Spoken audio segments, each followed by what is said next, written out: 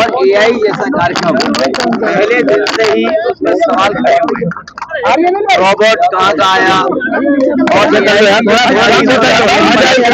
शायद एआई की तैयारी नहीं थी उनकी, और जो प्रदर्शन हुआ उसमें डेलीगेट्स भी थे। ये पूरा बीजेपी के सिक्योरिटी फेलियर है कि दिल्ली जैसी जगह जहाँ दुनिया से इतने डेलीगेट्स आए हों वहां पर आपकी सिक्योरिटी फेलियर है नंबर 1, और नंबर 2 एआई जब उसकी कोई तैयारी नहीं है, एआई के बारे में आपने कोई इकोसिस्टम तैयार नहीं किया, कोई इंफ्रास्ट्रक्चर तैयार नहीं किया, और उस आयोजन में सब नकली चीजें दिखा रहे हैं। जो स्वाभाविक है, जब नकली चीज दिखाओगे, नकली एआई दिखाओगे, देश का बना हुआ रोबोट आप दिखाओगे तो स्वाभाविक है नाराजगी होना स्वाभाविक है। लेकिन सबसे बड़ी बात है सिक्योरिटी फेलियर है। अखिलेश जी, शंकराचार्य पे मुकदमा दिखाने वाला आशीष पांडे पर यहाँ पर गोकुल जी का मुकदमा, यहाँ के पंकज दीक्षित ने उनके ऊपर आवाज उठाई है। देखिए, इसमें उलझो, सबसे बड़ी बात है पूजनीय शंकराचार्य जी का सम्मान हो, उनके साथ अन्याय न हो, भेदभाव न हो, और उनका जो सम्मान है उस सम्मान के तरीके से चीजों को देखा जाए। लेकिन सरकार उनको अपमानित करने में लगी हुई है,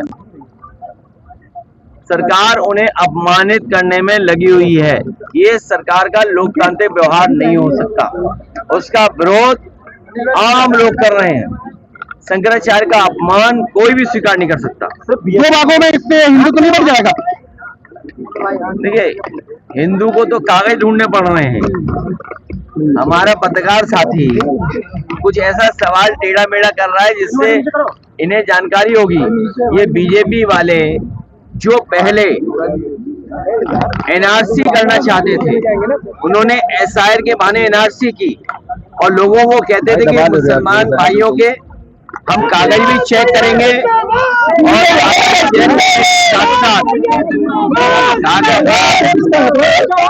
कागज चेक करेंगे, कागज चेक करने डिटेंशन सेंटर बनाएंगे। लेकिन एसआईआर के बहाने अब हिंदू भाई ज्यादा कागज ढूंढ रहे हैं, हिंदू भाई ज्यादा कागज ढूंढ रहे हैं, क्योंकि अगर आप भारत के नागरिक हैं तो वोटर हैं, और अगर वोटर हैं तो भारत के नागरिक हैं। तो जो नोटिस गए हैं और आपके यहाँ भी जो नोटिस आया हुआ, जो कागज ढूंढ रहे हैं, सबसे ज्यादा हिंदू भाई होंगे। सर, एसआईटी में बवाल चल रहा है, छात्रों के विरोध क्या कहेंगे? कानून कायम है, इस वक्त कानून कायम है, लॉ पूरा तरीके से मेंटेन किया जा रहा है, क्या कहेंगे? देखिए, लॉ एंड ऑर्डर क्या लॉ एंड ऑर्डर है? लॉ ऑर्डर अलग चल रहा है, ऑर्डर अलग चल रहा है। कोई लॉ एंड ऑर्डर चल रहा है यहाँ पर? आए दिन घटना हो रही है, आए दिन देखने को मिल रहा है और किसी की सुनवाई नहीं है। अभी जब मैं आपके बीच आया हूँ अयोध्या में, बिना नोटिस लोगों के घर, मकान और दीवारें तोड़ी जा रही हैं, कह रहे इलीगल कंस्ट्रक्शन है, और बीजेपी के लोगों को इलीगल कंस्ट्रक्शन करके आजादी है। जगह जगह कब्जा कर रही हैं लोग, जगह जगह जमीनें छीनी होंगी इन्होंने। आप कानपुर में इतने बड़े शहर में हैं, सबसे ज्यादा इलीगल काम और सबसे ज्यादा जमीनों पे कब्जा अगर किसी ने किया होगा तो भारतीय जनता पार्टी के लोगों ने किया। ब्रजेश पाठक जी जब यहाँ पर आए थे तो उन्होंने कहा था कि तालाब पे जो कब्जे हैं उनको कब्जा मुक्त कराया जाएगा, लेकिन तालाब में कई कब्जों में बड़े बड़े अपार्टमेंट खड़े हैं यहाँ पर। देखिए, उनकी तो चलती नहीं है।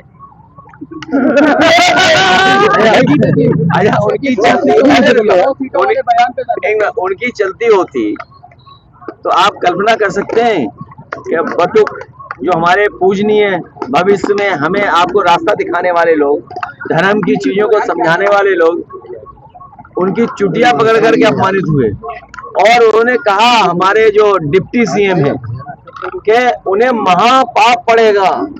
और मैं अपने पत्रकार साथी को याद दिला दूं, इसी शहर के आसपास एक ब्राह्मण परिवार पे बुलडोजर चला था, माँ बेटी जिंदा जल गए थे, और हमारे डिप्टी सीएम ने कहा था कि तुम मेरे परिवार के हो, हम पूरा सम्मान करेंगे, पूरा आपका सम्मान रखा जाएगा। अरे ये डिप्टी सीएम नहीं है, ये स्वार्थ के लिए वहां बैठे हैं लोग हैं, स्वार्थ के लिए। और ऐसे डिप्टी सीएम को तो अपनी कुर्सी छोड़ देनी चाहिए। फिर से सर्जिकल स्ट्राइक रोकने की बात करी, भारत पाकिस्तान युद्ध के विराम की बात करी, उसने कहा हमारे कहने पर ये इतनी बड़ी बातें मत करो, कानपुर के मिल चले। कानपुर का विकास हो। बलवंत तक क्या कांड हुआ था, संजीव तक क्या कांड हुआ था। इधर उधर की बातें मत करो।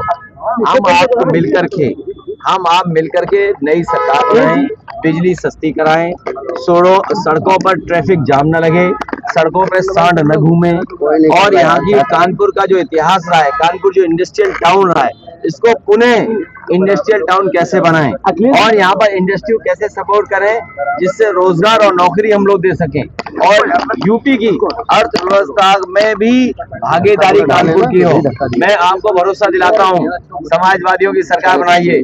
अभी तो गंगा गंदी बह रही है, समाजवादी सरकार बनने पर माँ गंगा की सफाई के साथ साथ प्लैन्ड और वर्ल्ड क्लास और देखने में अच्छा लगे, एस्थेटिकली आपका कानपुर कैसे सुंदर दिखे, उसको बनाने का काम करेंगे। अच्छा ये बताओ, मुख्यमंत्री चले गए जापान और देखने गए टोक्यो और क्योटो जा ही नहीं रहे हैं।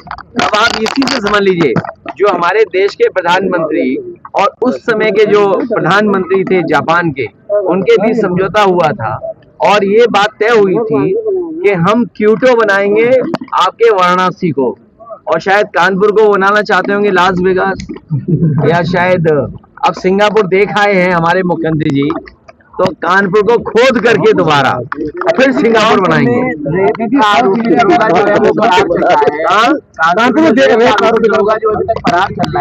देखिए अभी फौजी का जो अपमान हुआ है, ये राष्ट्रभक्त बोलते हैं अपने आप को, ये राष्ट्रीय लोग ने जो अपमान किया फौजी की, आप सोच सकते हैं फौजी का अपमान हो और उसकी मार पिटाई की जाए, और कितनी मार पिटाई की, उसके निशान दिख रहे हैं कि कितनी पिटाई हुई है। तो ये तो सरकार का व्यवहार है।